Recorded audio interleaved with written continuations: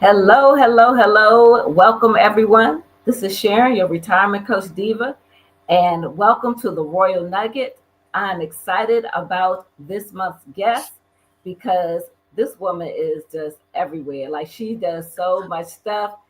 And I had to play her like months in advance. She's so busy, but I'm glad that she made the time to be here because she has so much information that she can provide to us, the things that she's doing. She's an entrepreneur, she's a trainer, she's a coach. She keeps it real, she's authentic, and I'm love to have her here as my guest tonight, Miss Erica M. Roberts. Thank you so much for being here today with us. Thank you for having me, Sharon, and thank you for all that you do as well. Thank you. Thank you. And so we're going to be talking tonight, learning about Erica, learning about how she takes things to the next level with the various organizations that she works with and her clients and everything. So make sure you join our conversation by typing your questions or comments into the chat so we can engage with you because this is a conversation. This isn't just Erica and I just talking here and she giving information. We want to make sure that everybody is listening and being part of this great activity and things that we're doing today. So, first of all, Erica, we want to know about you. We want to know about how you got started. Where are you from? Tell us about Erica, a little bit about Erica. I am an Army brat who grew up with a father in the military, very hardworking person who has exposed me to very hardworking people, and that was my first kind of entree into civil service. And my mother, who was the spouse of a military man, who then had her career in education for 37 years.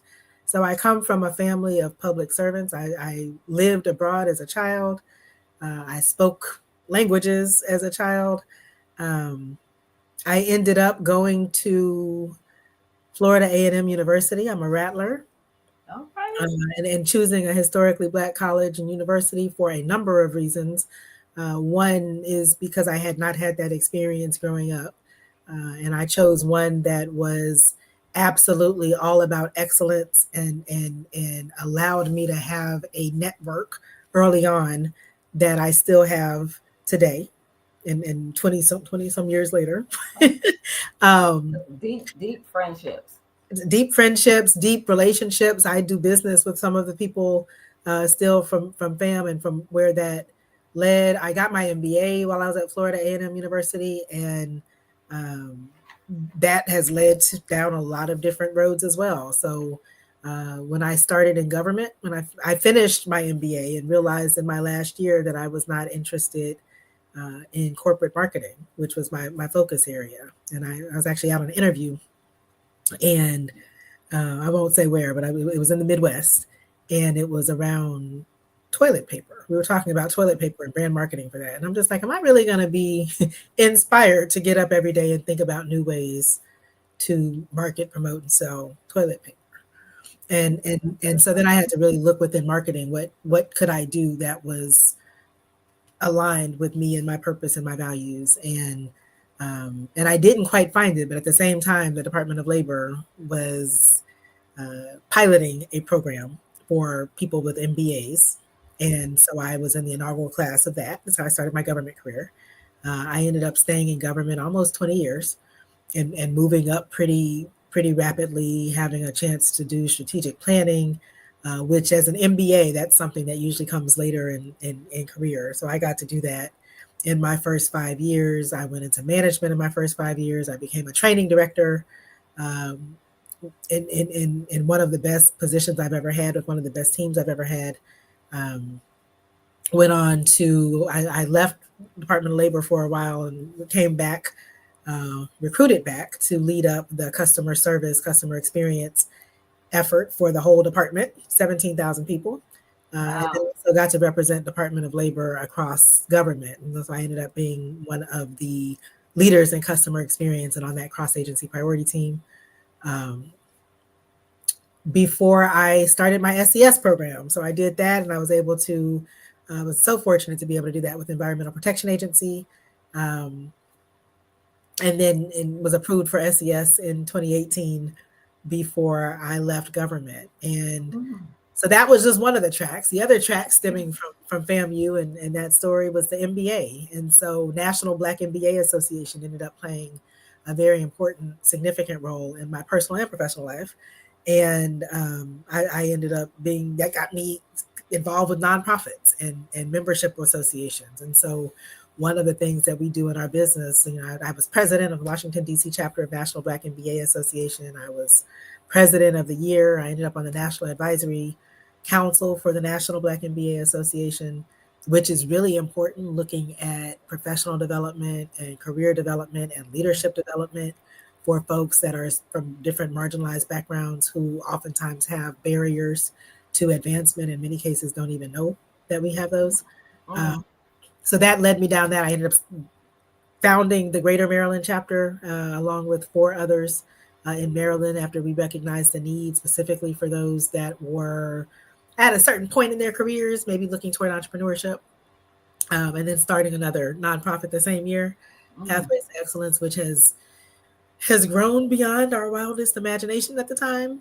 So it's now celebrating 5 years, and just a lot. Like I think I probably shared this with you before that I'm not in a box. My life hadn't been in a box. My career hadn't been in a box. Um, I've been all over career wise. I've been all over literally globally. I've been to all the continents now as of this year. So yeah, that's my non-linear path to all things 2025. Well, you know what? You are an example of it, like you said, just not being in the box, just taking that chance and going out. A lot of people who would have gone to that level in the federal government at that time would have continued that path, that career path, because that's like people's dreams. I would hear people say, I want to be an SES, a senior executive, but you were like, that's not it for me. There's more out there for me to do. And so whatever was the reasons for you, you chose to take a different path. And that path, like you said, your path wasn't linear going in while you were in there, but then you decided to even expand it more, which is so exciting. And just over a span of what, 8 years now, you know, you said since 2018 and been going on, you've done and accomplished a lot. So there's a kudos to you for being able to take it, that leap of faith and stepping out there. Thank you. Thank you. Yeah, so you have various organizations and things. You mentioned about your nonprofit, which is Pathways to Excellence, as well as we know that X is possible. That's another business you have. So let's take one at a time. Tell us about the Pathways to Excellence, the nonprofit. Sure. So Pathways to Excellence actually was founded on January 13th, 2020, which happens to share a date with another organization that I am a member of. And we started actually, there was a program that I had developed called HBCU Pathways Program. And I developed that it actually started with a college tour for the students that participated in Leaders of Tomorrow. And it grew. It grew. We did a one-time tour. I said one time because they were going to be in the DC area, and they hadn't planned any college visits for them. And I said, this is a college readiness program. We have to expose these babies. We have people coming from all over the country. This may be their only chance to put the little pinky toe on the many, many, many college campuses that are here and get that experience and get that feel. And so we ended up, and I was retired at that point. I'm like, I can do this. This is not X's Possible's lane, but one time I'll do this. And having been the president of one of the chapters, I knew that the students wanted to do that from the chapter that I was in at the time.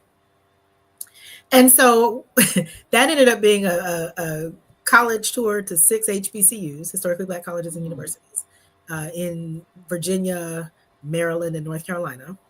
Mm-hmm. And I, of course, did my SES with the Environmental Protection Agency. So they sponsored a career exploration day on STEM where they actually, the students got to actually see people at EPA doing work and getting a feel for that and meeting with the senior executives there and being able to have a whole different experience. We went to Black owned hotels at two of the three stays. We got to see Black Wall Street in Durham, which, you know, Mm-hmm.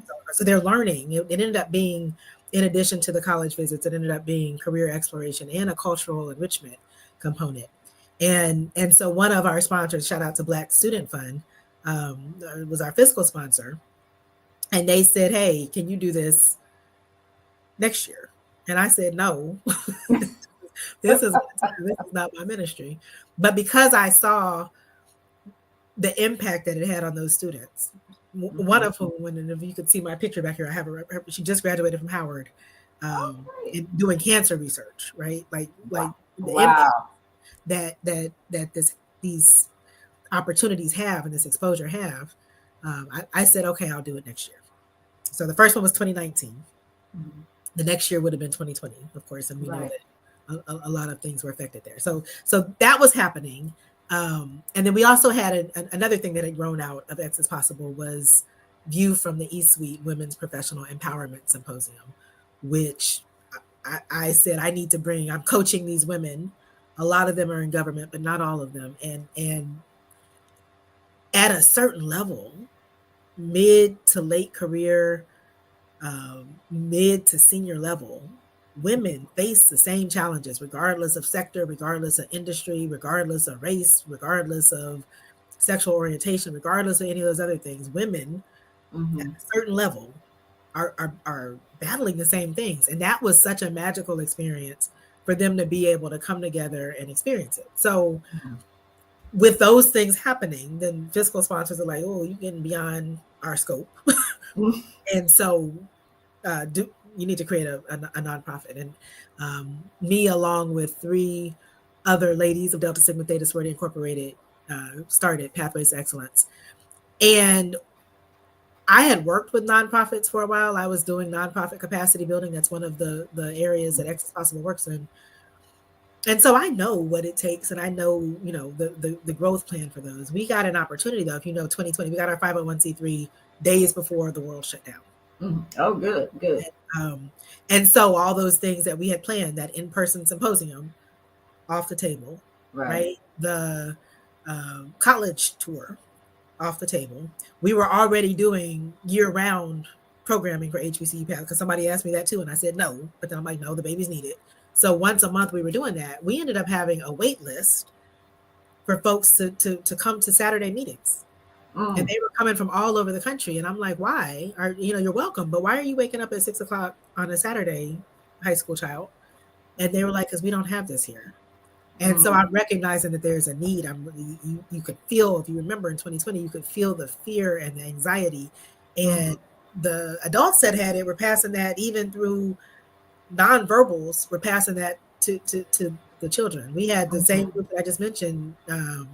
Well, the folks on the tour, some of them were graduating in Mm-hmm. 2020, and everything was just was different, and we needed the supports, and we need to provide those supports to communities. And when things hit, we know that they hit hardest for those underrepresented, under resourced, marginalized communities. So that is what Pathways really was focused on, is providing really high quality resources, access to information, access to opportunity to those different populations. And in doing that, shout Mm-hmm. out to WorkSource Montgomery. So they are a leader, I believe, a national leader in workforce development. And they recognized a need to support folks who were impacted in any Mm-hmm. way, job wise, work wise, by the pandemic. And so Pathways, even in its infancy, was able to be selected for what is now the Community Workforce Network, and really put all of the activities we were doing for youth and for women and for job seekers and career changers under that workforce development umbrella, which is where we are now, plus entrepreneur supports, because I very much believe, especially for those that don't have the same level of access, that Mm. self-employment and entrepreneurship, it is a way, is a pathway to the future. So that's a little bit about Pathways to Excellence. We do programming year round. So we have Right. entrepreneur support. We have it would be in its third year, but after all of the changes in 2025 thus far, our Women's Entrepreneur Accelerator, we're revamping that to be able to be more inclusive of other folks as well. We have a series that has occurred for since 2020, since our founding, with really recognizing and acknowledging Juneteenth and Hmm. MLK Day, and using those as days on to be able to help people build in areas of leadership development, workforce development, entrepreneur support, legacy building, right? Right. We have changed our model for youth. So Hmm. now we offer a few times a year, we offer virtual summits. We Hmm. actually have one coming up in June. But instead of doing the monthly sessions after COVID, folks kind of changed their commitment levels to being able to be places on weekends. So what we now do is work directly with schools, and Okay. primarily in the Maryland, DC, Virginia area, to to be able to help students, eighth grade and up, typically. And now we're actually looking at those older youth, that 18 to 24 age as well. Awesome. Awesome. Yep. Awesome. And then we I have know our you got to say some more. I can't forget this. This was one of the foundation. Our view from the East Suite has gone strong. So, um, in response to COVID, we ended up doing, um, in addition to the annual symposium, twice a year summits. And the last one was in December. And I realized we have more than 80 hours of content for these 2 days, 2 half days of virtual summits that we did, because people needed it, and they needed that ongoing support throughout the year, and check-ins and accountability and all of those things. So um, we, I think, got to the point where we hit the things we needed to hit.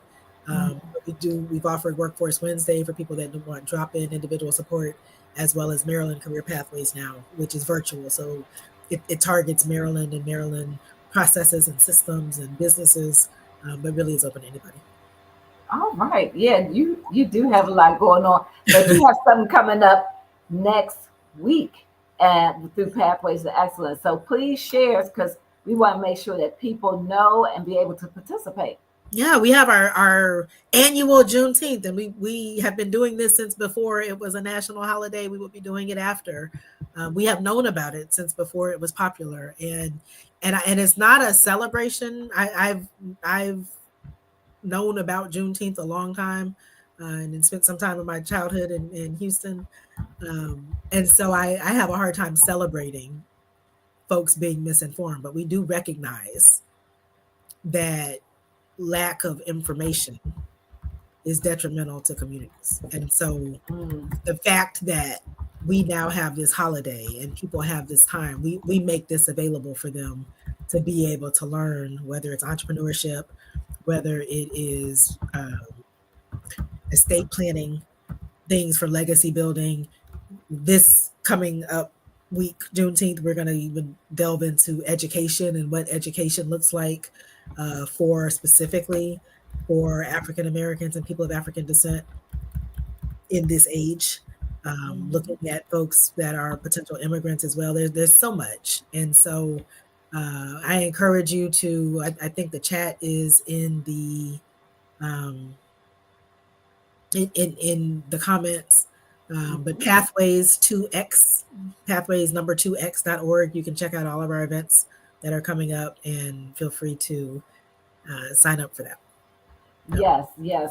So make sure that you look at her website, go to her LinkedIn page, follow her so you can get all the nuggets that she drops, because she drops a lot of nuggets, has a lot of information that she shares. So make sure that you go and look at what's coming up, because she's have a lot of great content. I went last year, had some great speakers on there. So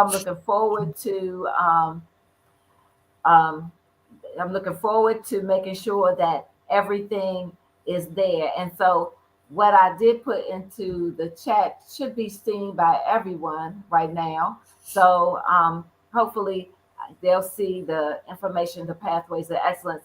And if you're not seeing it, please drop into the chat and let me know so we can see, make sure that you are getting that information. So, yes, and we do have Brian on here. He says that he worked with Pathways to Excellence, has done truly valuable and uplifting. So thanks, Brian, for joining us this evening. And I know Brian is a great speaker himself. He was part of the Juneteenth event last year. So I'm glad that see him online with us today. And again, everybody drop into the chat, your comments, your questions for Erica as we go through this, because now she's going to talk about X is possible. And this is a theme. I'm observing. You have pathways to excellence, X is possible. So tell us about X is possible. Okay. Well, X is possible came first. So Okay. next year, we just celebrated our 9th year Mm-hmm. as a company. And it actually started while I was still employed. I was still in a W-2. And I was placed in community, right? So I was a leader in National Black MBA Association working with students. Uh, and then I was also the VP of development looking at financial literacy and lack thereof. Uh, and I happened to be a manager. So you heard my career story. I was a GS 14 in my 20s. And so I was also, and I pretty much looked the same as I do now. So for the most part, people would come to me, women came to me, people of color came to me, young people came to me, and when they weren't happy or satisfied with their work, they'd often be like, Erica, can you help me find a job? Mm. That's how it started. And I would pretty much ask the same question, like, what do you want to do? I don't know anything but this. That's how people answer that Mm-hmm. consistently. And so a couple of things happened. One that led me to want to figure out how to scale, because there's one of me and it's a whole lot of people Right. asking me to help them, to mentor them. And then later I learned about, when I was in the SES program, I learned, oh, this other thing I do is called coaching. That's what that is. Mm-hmm. And so I went and set my sights on becoming a certified coach. I got my ICF coaching certification. I went through a coaching program. I started taking on coaching clients, and that was really the primary birth of X is Possible. When I left government, that's when I said, let me expand into these programs, primarily at the time focused on women. And now, so many years later, it's funny how you're placed in places where you're supposed to be when you're walking in purpose, right? And so some of the people that I ended up coaching, they had breakthroughs, they referred others, they also referred their organizations, or they brought me to their organizations, and then that led to government contracts, that led to other um, speaking engagements, and all types of things. um, and so I ended up becoming uh, a consultant now, looking at organizational effectiveness and having 4 different pillars that fall under X is Possible, including the government contract side, which we have some really heavy, and I'm so proud of the contracts that we choose to work on, um, that are amazing and impactful. We have our social impact pillar, which allows us to work with nonprofits on capacity building, work with schools, and kind of build my experience working with Leadership for Educational Equity, Lee, on some other things. Um, we have our corporate pillar, which is any private sector, but that organizational effectiveness, that leadership development, the training development, and then organizational assessments, which we do a lot of now. And then we also have our individual. I couldn't leave the people behind. We started with the people. So we have the individual pillar, which includes 3 different programs: the E-Suite Academy, so that's for women. We have Future Focus Now for civil servants. That's leadership development that actually started during the pandemic when folks were panicking. And then we have 90 Day Exec, which was new for last year. That's 13-week programs that really help folks that are new to senior leadership, whether it's government, nonprofit, private sector, or entrepreneurship, to be able to know the key things they need to address, and primarily in those first 90 days, but really in the first year. Okay. And so I don't know where to start with, with what you do, but we do hear the passion that you have for helping people. There's a theme with that too. And it sounds like it's just started from probably when you were a child, but definitely started to manifest more as you became older through college, and then being as a public servant. That's part of helping people. If you're in the federal government, you are a public servant, and you are just there to help those other federal employees and everyone else who's affected about what you do. So you just continue that theme moving forward into your own business.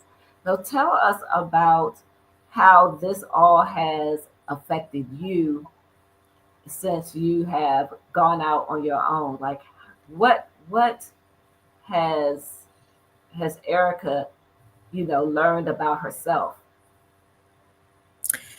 So my coaching background is in positive psychology, and I have always been very self-aware. That's a gift and a blessing I've had. So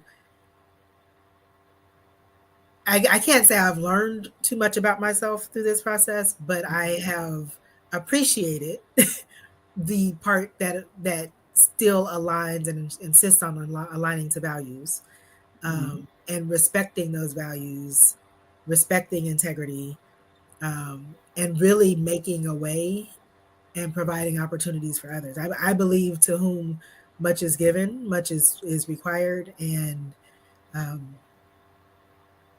there are ways to establish legacy, and, Mm-hmm. and when it's when you're appointed to do something, and I didn't mention, I don't know if I mentioned this, I'm a very, I have a close relationship with God, right? So all the things I mentioned, they Mm-hmm. weren't even necessarily choice. It was you have been positioned to do this thing. You have been Right. positioned in these people's lives. You have been positioned with this opportunity.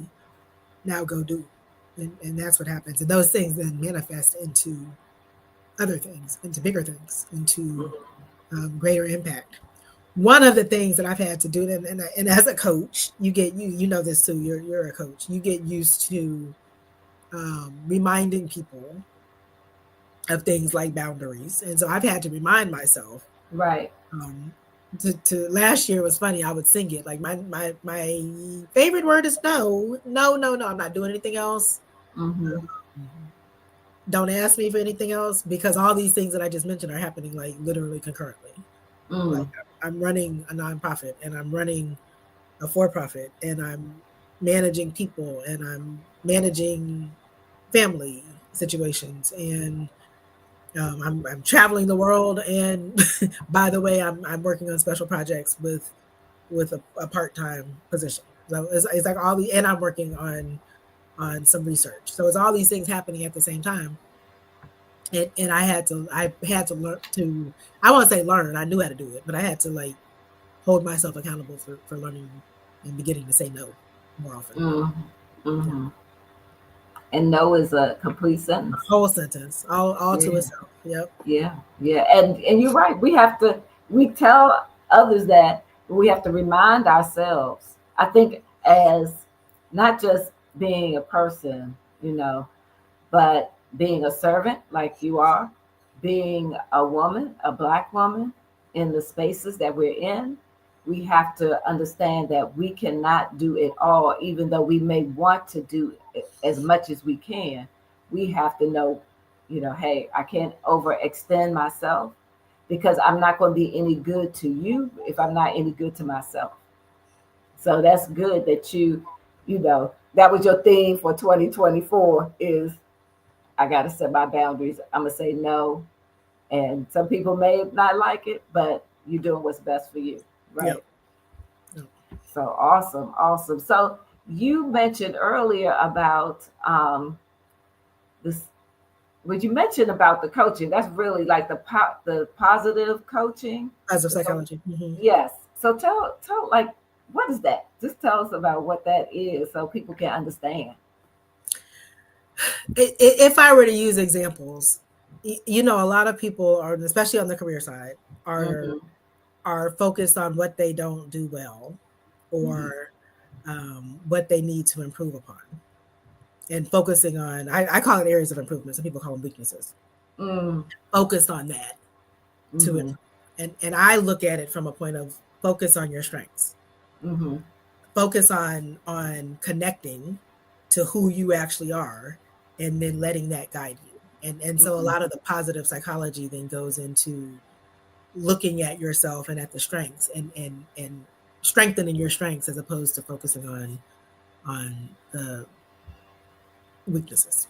Yeah. Yes, yes, that's definitely true. I have heard that. I do agree with that because um, we that I think I remember going to a job interview and the hiring manager asked me, what are your strengths? And I immediately went to those things that I weren't good at. And so, but she was like, yeah, but what are your strengths? And I had been like, oh, and I had to think about that for a moment. But we do that.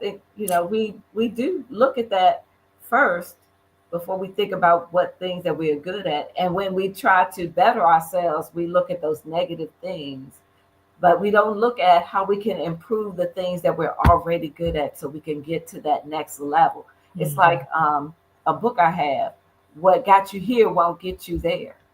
I think that's the title, but it's something so like like that. But Those mindset shifts are, yes, yes. and so actually the programs I mentioned earlier, Mhm. and even on the pathway side, pretty much everything that I do, Mhm. and Erica lends her name to, starts with mindset. And Mm. and Mm. so that itself has changed people because they have to overcome. Right. Like, I won't even let folks talk too much about. Somebody said, what did they yesterday? They started. It was a coaching call, and they started to um, discount the possibilities. And I was like, so what we're not going to do is that we're not going to start from a position Mm. of Mhm. lowering ourselves or lessening ourselves. We're going to start with, what do I actually want, Right.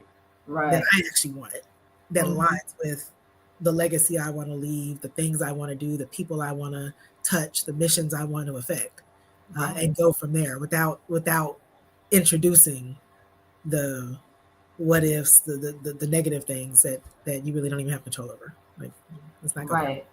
So how does that all incorporate into the businesses or things that you develop? The mindset part, or just my general way of looking at things. Whichever one you want to take, one or both is fine. Yeah, so every that is actually integrated in everything, on the coaching side, on the individual development side, on the workforce development side, on the entrepreneur side. I encourage people to start with self-awareness, um, and that includes not just recognizing your strengths and your interests, um, but what your long term. I have an exercise I do with folks across the areas of coaching, where they're looking at retirement, Mhm. and Mhm. and and they're at a, for the folks of us that are old enough to have had retirement parties, they're at a retirement party, and people are Right. talking about them, and like, who's there with you, and what Mhm. are they saying? It's an adaptation of another exercise about life. um but what have you, like, what is said about you and your career, that when someone says it, brings a tear to your eye? And who's saying it? Who have Mhm. you impacted where you changed their life? Who, what policy have you contributed to or developed that changed the game in a way that you think is important? And it comes down to you. Mhm. I very much believe, and I say this a lot, that it is our responsibility to define success for ourselves. Uh, Mhm. and so your definition, Sharon, of success, while amazing, is not going to be the same as mine. And that's okay, as long as you're okay with your definition, and you're kind of marching to that. So that's where we start. And everything I do is really, why are you here? If we have an event, the event that you mentioned Mhm. next week, or any of those events that we have, we start off with what brought you here. And we Mhm. end off with a charge to action. So, what are you going to do in the next 30 days, 60 days, 90 days, to move closer toward where you say you want to be? Move closer toward that definition of success. And then, what supports do you need to help you get there? And that's where we come in. On the individual side. On the organizational side, it's funny how you don't know, and people put themselves in these boxes all the time, even in career, right? Mm-hmm. I remember me and one of my favorite people to work with in my whole career used to sit up. One of our games was we would look at the org chart and be like, who's going to be there? Who's going to be there? Who's going to be there? Right. Not even thinking, oh, this administration came in, this was years ago, Mm-hmm. and it was a reorg. So Right. none of like we spent time doing something that didn't even manifest in that way. There Mm-hmm. are new positions created that didn't exist. There are new opportunities that didn't exist. And so why bottle yourself or hold yourself back in something without even knowing what the future is going to hold? Instead, position yourself so that you're prepared when opportunity comes. And that's what we look at. But it's funny because where I was going with that was I was on a strategic planning track early in my career, and Mm-hmm. then I became a training director Mm. because of the success that I had had doing strategic planning and because I knew where the performance issues were. But I was Right. very much a data person. I'm a data girl, is what I like to say, Mm-hmm. and I was known throughout the organization for the performance management strategic planning. That was my lane. That was my journey. Mm. And so that knowledge and my ability to communicate and my ability to understand what is root cause actually made me the ideal person to stand up this training office in this 70 plus year old organization that processes we developed on my team, the training that we developed still stands today, right? Mm. And that model that I learned, I use in my consulting. I start off with needs analysis and I spend some time on that. And then we design the solutions and then we develop them and then Right. we implement them and then we Mm-hmm. evaluate them so that things can be sustainable. I literally do that with all of my clients that are really across sectors. And so it's funny how those things that you pick up can actually I built businesses off of the Addy model, right? Yeah. Yes. Yeah. And so going back to what you had said, how God puts us in alignment with things, and we don't know the outcome, Right. So when you were going, like you said, going through doing all the data analysis and the needs assessments and evaluating, all of that, then they move you to learning and development. Like, who would have thought, but in learning and development, you do have to assess what is needed and how to implement that properly and then go back and reevaluate and re-implement until the things are going to meet the goals that you have for the organization. We have to do that with our own lives as well. As a coach, I know you do that to help your clients. Mm-hmm. So it's just like you said, your path wasn't linear, but it was purpose. It was purpose. Yep. So tell us about your coaching clients. Like, who are your ideal clients? One of those boundaries that I've set and haven't completely adhered to, but was stepping away from the one-on-one coaching clients because we Mm-hmm. did develop these programs. Mm-hmm. So for eSuite, the ideal, there are two different primary programs. There's Breakthrough Bootcamp, so that's the let me figure it out, like who am I, and what matters to me, and then what path is appropriate for me. There, it's a 6 week boot camp, and that includes group coaching and that includes some one on one, but it's really, really, really getting centered. That can then lead to the career change, career advancement pathway, or the entrepreneur pathway. And so I will break those up on the career advancement and career change pathway. Once women figure it out, it's usually women that are mid career, Mm-hmm. um, or may be in senior positions but haven't quite hit the senior leader mindset, and Right. and helping them to identify Mm-hmm. what they want, not what society says they should want, but what they want, and then literally chart out the path, and then literally then through another 3 months we're implementing that path so that they see change. And so it's the people that actually know that they're not completely satisfied or fulfilled where they are and are willing to work to get where they want to be. And that's generally the avatar anyway. But with E-Suite, it's specifically for women. On the E-Suite entrepreneurs, that has evolved too. You know, being an entrepreneur, I have spent money. I have spent like some money on Right. programs and on training. And a lot of the people I coach that are interested in there, they, especially if they still have a W-2, they up here like, oh, well, let me just throw my money here because they're excited. They don't know Mm-hmm. what they don't know. And and I've seen so many people waste their money. Mm. And which is one thing, money is money. But when they do that and they're not getting any results and they're not having success, then it hits them as a, can I actually do this? Mm. Right? It hits their Mm-hmm. confidence. It hits their, if they were doing something that was in purpose, they start to doubt it. Right? And so I have changed. Last year I changed the model. Um, even, and we were already effective. Our people got results in these new entrepreneurs, but I changed it to also make certain that they had real experience doing the thing Mm. that they were fashioning this business around, and that the model forced them to validate whatever it is that they thought they were going to sell. So that one is that's usually women that they've already gotten some concept of their Right. product, service, or business, but they haven't had results yet. And Mm. that's who I like to work with that. And I really look at us, and it's funny because sometimes people are like, "Oh, you like to do it all." I don't. I don't like to do it all. I fill in the gap when there's a need, and there's Mm. a need there. But I also recognize the broader ecosystem. So then the women and the people that I pull in either on the pathway side or X is possible. We have a very strong bench of amazing consultants that are experts in their areas. I like to pull them together and put them on so that we're all building together. So um, that's the case there for Future Focus Now. Mm-hmm. Unfortunate, I've trained managers across federal government, across state government, across local government, across nonprofits. One thing that is for sure is that many managers and supervisors do not understand and have not gotten a command over employee development, right? Mm-hmm. And so when I'm coaching individuals and they tell me, oh, my manager didn't, it's like, not your man, your career is not your manager's responsibility, it's yours. Mm.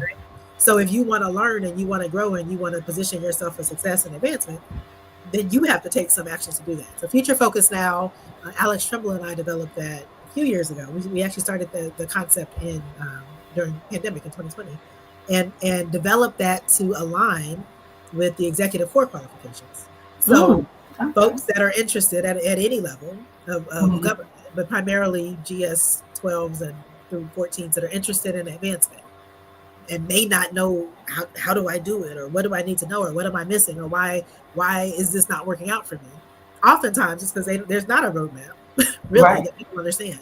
And those are some really good I know they've changed this year, but those are some really good competencies that really any level of leadership can use. So that is who I work with in those programs. I do still coach through some other organizations. Mm-hmm. Um, and focus a lot on people who've been in the classroom and or who have had some educational experience and want to use that to Mm-hmm. affect policy as advocates or in an organizing role that brings about educational equity, fairness, and results. So I think that pretty much covers Yeah, covers. yeah, yeah. We're wondering like when do you sleep? Like when do you Well, when that was the thing. I actually had to budget that this year because I have about 12 extra hours, assuming 7 hours, and have I gotten 7 hours yet since I made that rule. The other group that's actually come about more so since the pandemic is nonprofit capacity building, and I've coached a number of nonprofit leaders through changes, like through the pandemic, through actually having to change their entire offering and mm, the mode of service, and in some cases thinking through their theory of change and their logic models and being intentional about the business side of nonprofit businesses. mm-hmm. So that's actually another uh, focus area. But again, it's so hard to do it one on one. So going Mm-hmm. through organizations or through we have a 90-day exec for nonprofit leaders too program for that very thing. So Okay. Well, Amateur. maybe I should have asked you what businesses don't you touch, because there because you seem to touch all businesses, all types of organizations in one manner or the other. So that's a great thing, and the fact that you don't try to do it by yourself. No. You create a network. You create a base of people that can also be part of your village and do things collectively instead of individually. When I started X is Possible in 2016, one of the and I was part of a mastermind at the time. Mm, Uh, one of the I was influenced by the things that I was exposed to. So the students, that I was working with, and that the people through Leaders of Tomorrow were working with. I'm like, that's great, but there are 20 kids here. What about those others that don't have access, right? mm, And the same thing was true for business people that were interested in entrepreneurship. It's great if you know Black MBAs here, if you know the chamber, but if you don't, how do you find out? And who can you trust, especially when your network doesn't include folks in that space? And then on the career side too, like who do you model? If you're the only, who do you model? mm, And so there were people. I say all that to say there were people around me in that mastermind who specialized in different areas, and so that's when I first. And their bottleneck was, um, I can develop all these things, but I don't have the discipline or the follow through to deliver it. So then they called me E-Systems at the time. I'm real big on systems and processes. And I'm mhm, like, mhm. if I bring this together and give you a platform, is that a thing that then you can do to still, we're serving these people, but I'm not an expert in everything. And I recognize, and I don't want to be, right? Right. So I want to be able to take those people that are experts in different areas and let them shine in the area of expertise. I am an expert in management, Hmm. right? So I can manage these things, and I'm very good at development, at relationship development and nurturing it and delivering the project management piece as well. So I can do that part. You all do this part. The people that we're serving benefit, and it's a win win win win win. But the other thing, so that was part of it. The other thing that was key to me starting X as Possible was there were some, the government has sent me all around.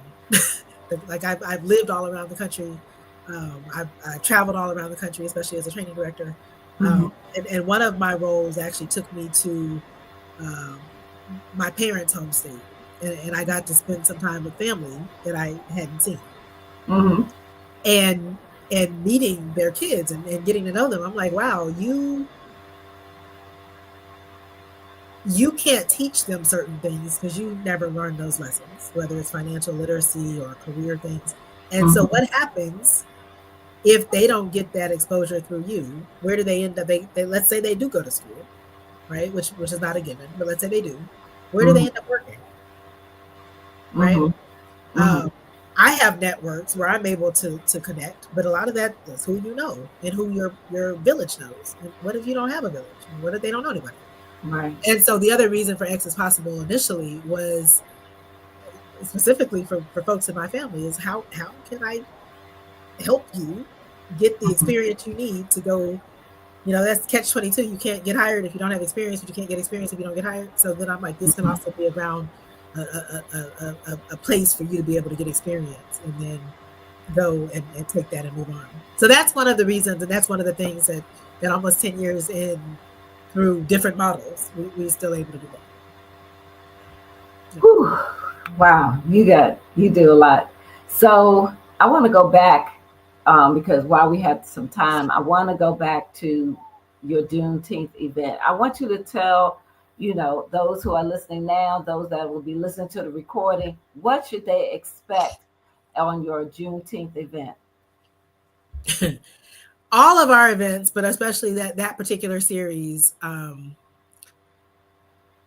focus on education and it focuses on resources. So we start off with something called Ubuntu dialogue, and I spent some time Let me in say it again. Is what? Ubuntu dialogue. Okay. I am because we are, right. Hmm. Zulu, I believe it's Zulu Foundation, South Africa. Um, And Nelson Mandela is known for that Ubuntu spirit, right? Okay. And so it is basically it's greater than me, right? So Mm-hmm. we start off with the dialogue. We've had different leaders from assistant secretaries to um, National Black MBA president and CEO to different people throughout. Mm-hmm. Um, we're going to have Black Student Fund at this one, and we talk about issues and topics that are relevant, specifically on Juneteenth and MLK, that are relevant to people of African descent. So, but we talk about the issue. The issues are relevant to everybody, but we talk about Mm-hmm. it from the lens of how is this affecting us specifically, and how do we get past the barriers and not just for ourselves, but for our families and our communities in our country. Mm-hmm. And the greater diaspora. So that's where we start. And then we have learning sessions on different topics. So generally for Juneteenth, it's around entrepreneurship and legacy. Mm-hmm. So that may include retirement planning. Mm-hmm. That may include starting a business. That may include workforce development and how do you um, plan your career and manage your career, even in times of adversity like we find ourselves, so many of us find ourselves now, uh, Mm-hmm. to still be able to care for your loved ones, your family, whoever you're responsible for. We typically have something related to financial education, Mm-hmm. right? Because when you're talking about legacy and most of us don't have $500 of savings and can't live past a paycheck, that's a problem, right? Right. And then Mm-hmm. we look at then how does business creation support that? Right. How does um, education help you Mm-hmm. along? What decisions do you have to make? And well, I say that sometimes we go kind of hard because I push back on people like, what are you responsible for? Mm-hmm. And how are you holding yourself accountable? And going forward, what do you want to do differently? Right. So sometimes it depends. Like the last 2 years, I think, or the last two uh, MLK, I woke up feeling some kind of way. Mm-hmm. So I went kind of hard in the paint and was looking literally through the headlines. And when Mm-hmm. you look at the headlines, we see so much, but when you just stop and you're focused on the headlines of a particular topic and you see one after another, after another, after another, if Yeah. you are not ready to stand up and take responsibility and take action in a strategic manner, you may not have another chance. Like that's where we are. Yeah. So sometimes we go kind of hard to paint there. I don't know how I'm gonna wake up next Thursday, but it'll be somewhere between inspiring and a challenge to action. Yeah. Well, that's good to know what to expect. But I agree about, like what's been going on in the world, specifically in our nation, has given a lot of people that aha moment, that wake up call, like, I wasn't expecting this. And so that all the things we talked about today, Mm-hmm. and when people say that, I'm looking at them. One of the people, shout out to Hennifer B. Gant from Career Image Solutions. She has Mm-hmm. been a constant in Pathways to Excellence programming Yeah. specifically. And one of the things, and at this point, it's been about 2 years. We talked Mm-hmm. about writing on the wall. We talked about Deetra Giles was Mm-hmm. on talking about AI 2 years ago, Right. right? Right. How to make certain AI isn't new, Mm-hmm. technology isn't new. Right. The need to make yourself productive and Mm-hmm. to be effective isn't new. Right. The push to do that, some people get complacent, and we've been talking about complacency for years. And we've been talking about how to make certain that you are using the technology to better position yourself, to better position your business, to better produce in your W-2, if that's your case, to continue to learn and Right. grow and do things in a better way. So I push back on sometimes the folks are like, oh, it came out of nowhere. No, it didn't. You Mm-hmm. just didn't want to pay attention now. Mm-hmm. And now it is, it's not too late. So I won't say Yes. that, but it's Right. more challenging. You have a whole lot of things that have happened this year And I believe, and I've said this, I was speaking at an event, a senior conference in May, Mm-hmm. and I said I believe we're at the precipice of a new age. And I don't know, maybe we'll find out next year what this new age is called. But we've Mm-hmm. had the industrial age, you've had all these different ages. We're at a new age. Right. And folks are gonna have you have to adjust. And this is a survival thing now. This isn't is not a luxury, it's a survival thing. And so one of the things I try to do through all the pathways to excellence, we really try to help as many people get there. But Mm-hmm. we also hold them accountable for, like, if you say this is what you want, then show up, Right. right? Exactly. Exactly. You reach out to me asking me for help, and I say this is a resource, and I follow up and say, did you look at the resource? No, I didn't. Then is Mm-hmm. that really what you wanted? It's too many people out here that are hungry and that need it and that are willing to do the work, and that are Right. not making excuses. So yeah, Yeah, that's true. That's true. And sometimes people are just fearful, and they have their whatever reasons that they feel they justify what they're doing. But I will say that when you know enough is enough, then you're going to do what you know you need to do to get what you know you need to get. And I feel that people are, basically getting to that, changing that mindset, like you talked about towards the beginning, of changing your mindset, because I believe once you take your habits are going to flow, and the way that you or whatever you do or learn, like you did from where you were in the public sector, taking that into your business and the private sector, those things are just interchangeable. You just have to know how to navigate and put them in place. So we have about 4 minutes left according to my clock. I do have on the screen how people can connect with you. I have in the chat how people can go to your various links and be able to make sure that they can attend the Juneteenth session by Pathways to Excellence, as well as connect with you on eSuites. And let me make sure I have them all. You have eSuites, you got Future Focus, you have X is Possible. Um, and so just make sure that you are connecting with Erica. She drops nuggets all the time. I can tell you because I'm always watching her on LinkedIn and listening to the great things she's done. And just, I'll tell you, our mutual friend, Dina, has always been telling me about you before I met you. And I'm so glad that she introduced us. So if she's out there, thank you, Dina, so much yeah, for introducing us and connecting us.